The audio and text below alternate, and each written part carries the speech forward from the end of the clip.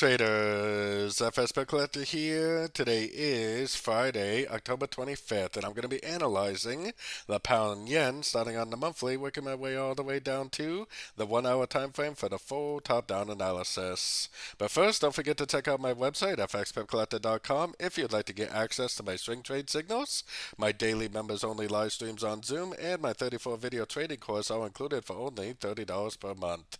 So on the monthly, I still think it's extremely clear this is a 1, 2, 3, and we're likely in a 4, and eventually it's going to go back up again, probably even making new highs for wave 5.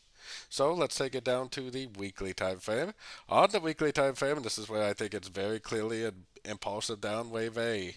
1, 2, 3 up, wave B. Eventually, I think it is going to go down probably at least to the 50% for wave C, and this should be an ABC of 4 before it goes up for wave 5. Keep in mind that this is the weekly time frame, and it's still probably going to take many, many months for this to play out. Going down to the daily time frame. On the daily is where you can see the wave A down. I think this is an A of B, B of B, and I think this is a wave C of wave B. Now, most likely we will be able to tell when the trend for the wave C or B is over on shorter time frames by seeing a break of structure on this correctly tuned time frame. We are definitely at my target for a potential end of a wave B, the wave C, but until we actually get that break of structure, we don't know that it is going down, and it possibly could just keep on trending up. So anyways, let's take it down to the 4 hour time frame. On the 4 hour time frame, our last structure level is way down here. I think there's a very good likelihood that what we are in right now is probably still a correction to this last wave up, and we're probably still going to get at least one more push up. Then if it continues to respect that daily time frame fib extension and then go down and break structure, that will tell me the wave B is over, but until we get that break of structure, I would still be primarily looking for longs in an uptrend.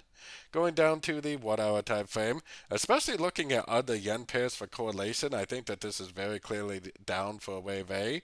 I think this is probably an A, B, C of B right now. I do think we are probably going to bounce off one of these fib levels and make a move to the downside for wave C. I think this is a very good chance that the 4 hour Fibonacci, which was from here to here, is going to probably be the end of a wave C and probably eventually the continuation of the uptrend for maybe the final wave of this wave B on the higher time frames, or maybe this is just a subdivision of a much bigger trend.